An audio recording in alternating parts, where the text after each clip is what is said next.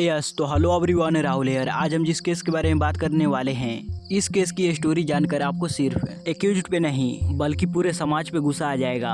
कुछ हफ्तों पहले सोशल मीडिया पे एक वीडियो वायरल हुआ था। 12 साल की एक छोटी लड़की एक मोहल्ले के घर के बाहर खड़ी थी। उसने एक आदमी से मदद मांगी, उसने उसे देखा भी। ये सुनकर आप लोग ये सोच रहे होंगे कि इसमें वायरल होने वाली क्या बात है। वेल, इस लड़की ने कपड़े नहीं पहने थे, इसके शरीर से खून निकल रहे थे। ये देखने के बाद उस लड़की ने जिस आदमी से मदद मांगी, उसने ये कहा कि तू लड़की इधर से चला जा। इस लड़की के साथ हुआ क्या, ये मोहल्ले में कैसे पहुंची, इन सारी वाकया के बारे में आगे मैं वीडियो में डिटेल में बताऊंगा। मध्य प्रदेश के सतना डिस्ट्रिक्ट जातवारा गांव के एक कच्ची घर में 12 साल की लड़की अपने दादा, बड़े भाई और पापा के साथ रहती थी। इसकी माँ कई सालों पहले कहीं चली गई थी, जिनके बारे में ज़्यादा इन्फॉर्मेशन नहीं है। तो उस बच्ची की देखभाल उसके दादाजी करते थे। वो 8 क्लास में पढ़ाई कर रही थी। वो पढ़ाई में थोड़ी कमज़ोर थी। कमज़ोर होने के बावजूद भी ये लड़की हमेशा अपना 100% देती थी। ये स्कूल के बाहर कई सारे ऐसे टेस्ट देती थी जिससे इसकी पढ़ाई में थोड़ी मदद हो सके। वहाँ रोज सुबह तैयार होकर अपने दोस्तों के साथ पैदल ही स्कूल जाती थी। 4 से 4:30 बजे तक ये स्कूल से वापस अपने घर चली आती थी। 24 सितंबर 2023 को वो हर दिन की तरह तैयार हुई, मगर उस दिन उसका ओलंपियाड का एग्जाम था। तो वो सुबह अपने साथ पढ़ने वाले बच्चों के साथ 7 बजे रिक्शे में बैठी, जहां से वो माझा गांव पहुंची। माझा गांव पहुंचने के बाद वो स्कूल में गई जहां पर उसका एग्जाम था। मगर स्कूल में जाने के बाद एक प्रॉब्लम हो गई। जैसे ही वो हॉल में पहुंची तो उसे मालूम पड़ा मेरे एडमिट कार्ड में कोई प्रॉब्लम है। मगर बाद में ये सामने आया कि उसके एडमिट कार्ड में कोई प्रॉब्लम नहीं थी। टीचर से गलती हो गई एडमिट कार्ड को पढ़ने में, एग्जाम न देने की वजह से और माझा गांव के बारे में ज्यादा कुछ न जानने की वजह से वहाँ स्कूल से बाहर आ गई। वो एक रिक्शे में बैठी। रिक्शा वाले ने पूछा कि तुम्हें कहाँ जाना है, तो उसे तो रास्ते के बारे में कुछ मालूम नहीं था। उसने कहा कि आप सीधे चलो। मगर कुछ दूर आगे चलने के बाद उसने रिक्शे वाले को कहा कि भैया मेरे पास पैसे नहीं हैं। तो रिक्शे वाले ने उसे बीच रास्ते में ही उतार दिया, जहाँ से वो पैदल चलकर माझा गांव के चौक चौराहे पे पहुंची। ये सारी वाकया हुई सुबह के 10 बजे तक। जब वो वापस घर आ रही थी तो उसे वापस आते हुए उसके दादाजी ने देख ली।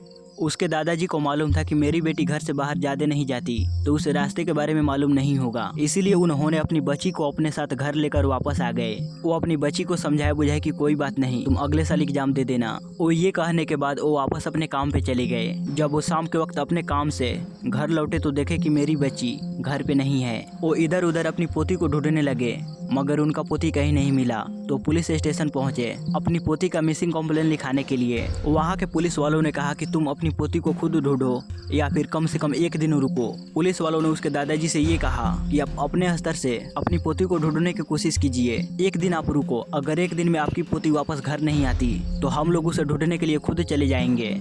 पुलिस वालों को क्या मालूम किसकी बेटी किसकी पोती गायब हुई। उन्हें तो बस अपना प्रोटोकॉल पालन करना था। मगर उसके दादाजी का दिल नहीं माना। वो अपनी पोती को ढूंढने के लिए चले गए। वो पूरी रात अपनी पोती को ढूंढे, मगर सुबह तक उनका पोती का कोई आता पता नहीं था। तो इसलिए दादाजी वापस से पुलिस स्टेशन गए।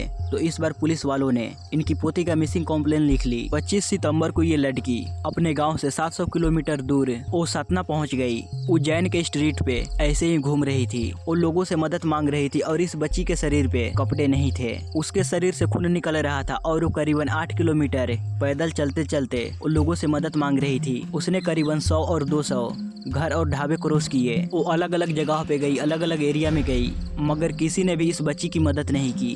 वो सुबह के वक्त करीबन 9 बजे के आसपास वो एक आश्रम के पास पहुंची और उस आश्रम का नाम था डांडी सेवा आश्रम।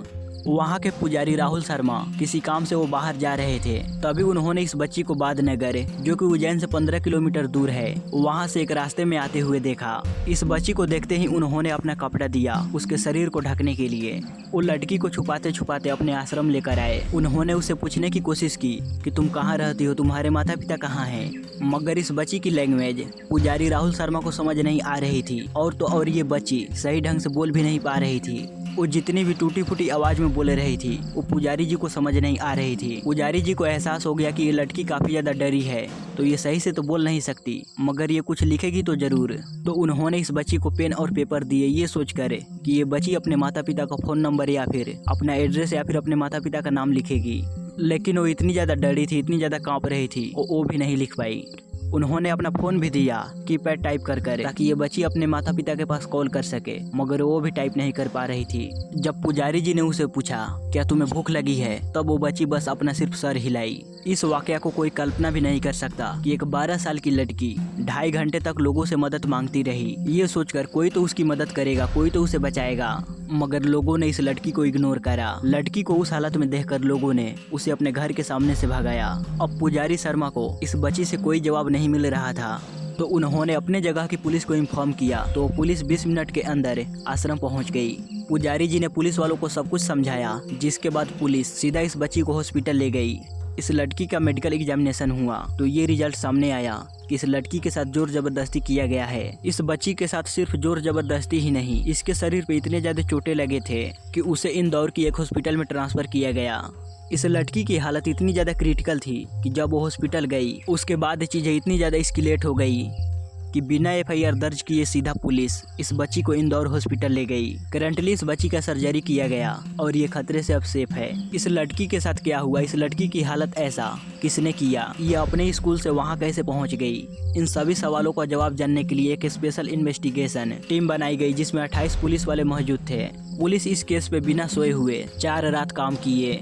उस दिन यानी कि 25 सितंबर 2023 पुलिस ने बादनगर के सारे CCTV कैमरे को अच्छे से चेक किया। सिर्फ बादनगर ही नहीं, इस बच्ची के घर से लेकर बादनगर तक सारे CCTV कैमरे को चेक किया, जो करीबन थे 700 कैमरे। अब 700 कैमरे चेक करने के बाद पुलिस वालों ने ढूंढा, एक रिक्शे वाले ने उसे तिरुपति ट्रेंस कॉलोनी के रेजिडेंशियल एरिया में ड्रॉप किया था 26 सितंबर को करीबन 7 PM। पुलिस वालों ने उस रिक्शे वाले को पकड़ा। उस रिक्शे वाला का नाम था राकेश मालवीय।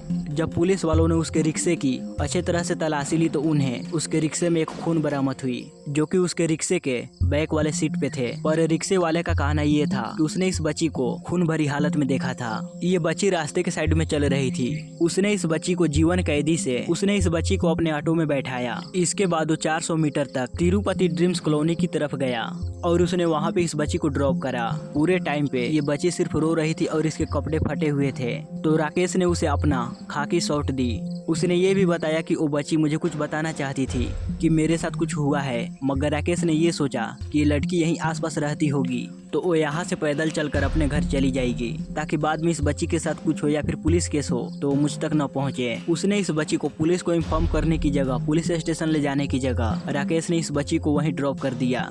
राकेश के मुताबिक जब उसने पहली बार इस बच्ची को स्कूल ड्रेस में देखा तो उसे समझ नहीं आया कि इस बच्ची के साथ करना क्या चाहिए। उसके लिए ये फर्स्ट टाइम थी कि वो एक ऐसी सिचुएशन में फंस चुका है। जब पुलिस वाले इस रिक्शे वाले राकेश से इन्वेस्टिगेशन कर रही थी तो उसने ये बातें बताई कि अब मैं गिल्टी फील कर रहा हूँ कि काश मैं उस समय उस बच्ची को पुलिस को इन्फॉर्म करता या फिर पुलिस स्टेशन लेकर आता और ये बता देता कि इस लड़की के साथ क्या कुछ हुआ, तो शायद ये बच्ची अभी ठीक होती। इसके बाद पुलिस थोड़ा बहुत इन्वेस्टिगेशन करती है, जिसके बाद उन्हें उज्जैन रेलवे स्टेशन के बाहर एक कैमरा फुटेज में ये बच्ची दिखी। 25 सितंबर को 3 बजे से लेकर 5 बजे तक 3 और ऑटो ड्राइवर वालों के साथ इस बच्ची ने इंटरेक्ट किया। वो हर रिक्शे वाले से बात की, मगर वो लास्ट में तीसरे नंबर की रिक्शे में जाकर बैठी, जिसके बाद ये रिक्शा यहाँ से गायब हो गया था। जिसके बाद वो बच्ची दिखी राकेश को जीवन कैदी रास्ते के पास, जिसने उसे तिरुपति कॉलोनी के पास ड्रॉप किया। तो एटलीस्ट राकेश की उतनी स्टोरी तो सच है। इतना तो समझ आ गया था कि उस बच्ची को रेलवे स्टेशन के पास तीसरे नंबर वाले रिक्शे में बैठने से ही इस बच्ची के साथ ये क्राइम हुआ था।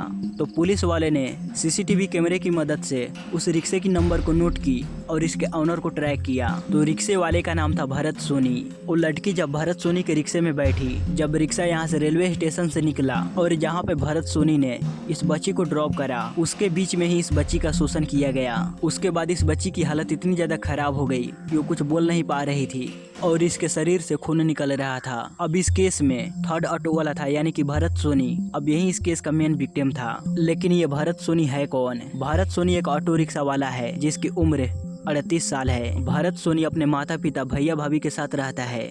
वो पहले अपनी फैमिली के दुकान में काम किया करता था, मगर ये केस होने से 6 महीने पहले से ही वो अपने छोटे भाई का ऑटो चला रहा था।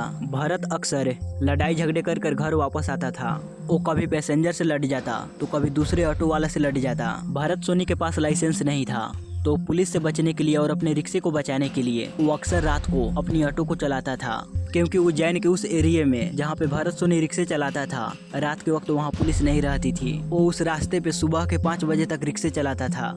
25 सितंबर को भी भरत सोनी उस रेलवे स्टेशन के बाहर खड़ा था जहाँ पर उसे उस बच्ची से मुलाकात हुई थी। 25 सितंबर को भरत सोनी उस बच्ची को अपने रिक्शे में बैठाया करीबन सुबह के 5 बजे के आसपास। जीवन कैदी गांव के एक सुनसान एरिया में उस बच्ची को लेकर गया। वहां पर इस बच्ची का शोषण किया। शोषण करने के बाद इस बच्ची के साथ जोर जबरदस्ती करने के बाद वो यहाँ से भाग गया। वो भागकर सीधा अपना घर पहुंचा और घर पे जाकर ऐसा दिखावा करने लगा कि ऐसा मानो कि कुछ हुआ ही ना हो। भरत सोनी के फादर राजू सोनी को इस न्यूज के बारे में उन्हें सोशल मीडिया से मालूम पड़ा और जब उन्होंने इस न्यूज के बारे में भरत को बताया तो भरत ऐसा दिखावा करने लगा जैसे कि मानो वो इसके बारे में कुछ जानता ही ना हो। उसे अभी अभी मालूम पड़ा इस बारे में। अपने बेटे की ऐसे बर्ताव को देखकर उन्हें लगा कि मेरा बेटा इन सब में इन्वॉल्व नहीं हो सकता।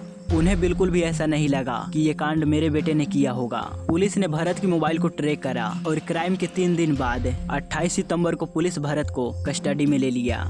बहुत इन्वेस्टिगेशन के बाद भरत ने एक्सेप्ट किया कि ये क्राइम मैंने ही किया है और उसके खिलाफ एक केस दर्ज हुआ अंडर आईपीसी सेक्शन 376, क्योंकि पुलिस को बच्ची से ज्यादा कुछ जानकारी नहीं मिली थी और पुलिस के पास जो सबूतें थी वो सिर्फ सीसीटीवी फुटेज थी। तो पुलिस भरत को क्राइम सीन पे ले गई एविडेंस कलेक्ट करने के लिए। जैसे ही भरत ने पुलिस को बताया कि मैंने यहाँ पे गया, इस जगह पे सब कुछ हुआ था। पुलिस के वहां पहुंचते ही कुछ एविडेंस मिले जिसमें थे उस बच्ची के जूते और लोअर बॉडी के क्लॉथ यानी कि कपड़े। अब पुलिस को पूरा यकीन हो गया कि यहाँ पर कुछ हुआ था। अब पुलिस को एविडेंस मिलते ही पुलिस काफी ज्यादा सख्त हो गई भरत पे जब क्राइम सीन को रिक्रिएट कर रहे थे और शायद पुलिस भरत को मार पीट रहे थे। इसलिए भरत ने यहाँ से भागने की कोशिश की मगर भागते भागते उसके पैर में चोट लग गई। अभी उसका हॉस्पिटल में इलाज चल रहा है। ये चोट छोटी मोटी नहीं थी, उसका सर्जरी करना पड़ा। कोर्ट ने भरत को 7 दिन का रिमांड ऑर्डर दिया था।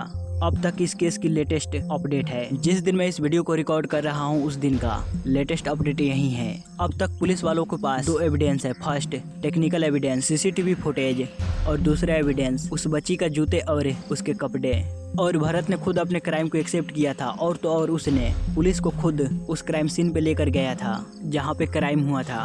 ओवरऑल मैं ये कहना चाहता हूँ कि भरत अब कहीं पे भाग के नहीं जा सकता। भरत के पापा राजू सोनी का कहना है कि तो उसको सजा मिलना चाहिए, या वो मेरा बच्चा हो या वो किसी का भी बच्चा हो, क्योंकि बच्ची वो मेरी भी तो हो सकती थी। मेरी बच्ची होती तो मैं क्या कहता, फांसी दे दो उसको, मार दो गोली, यही बोलता और क्या बोलता। मुझे मालूम है कि ये कितना बड़ा क्राइम है। मुझे ये भी मालूम है कि मेरे बेटे के साथ क्या होगा, मगर मेरे बेटे ने अगर क्राइम की है तो उसे सजा मिलनी चाहिए। अजय वर्मा जो कि महाकाल पुलिस स्टेशन में पुलिस ऑफिसर हैं, जिन्होंने इस केस को सॉल्व किया और उन्होंने ये वादा किया है कि उस बच्ची की पढ़ाई और उसके हेल्थ केयर को स्पॉन्सर करेंगे। पंडित राहुल शर्मा की वजह से ही हमें इस बच्ची के बारे में जानकारी मिली। पता नहीं अगर वो ना होते तो इस बच्ची के साथ क्या होता। और इसी के साथ ये वीडियो यहीं पे खत्म होती है। सो गाइस, आपको ये मेरी मेहनत कैसी लगी प्लीज हमें लाइक और कमेंट कर जरूर बताइएगा। और इसी तरह आपको ट्रू डॉक्यूमेंट्री वीडियोज देखना पसंद है तो इस चैनल को जरूर सब्सक्राइब कीजिएगा।